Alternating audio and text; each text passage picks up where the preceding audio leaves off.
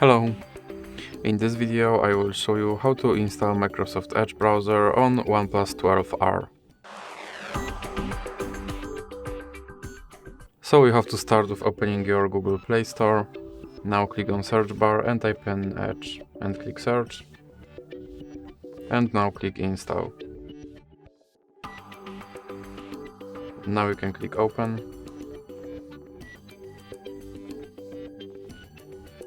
And here you can click skip introduction.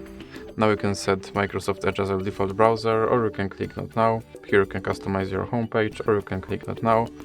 Now you can sign in to sync your data, or you can click not now. Here you have to confirm your data and privacy settings. And now you can try out Copilot, or you can just click start browsing.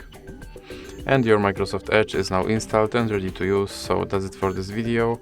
If you liked it, please remember to leave like and subscribe.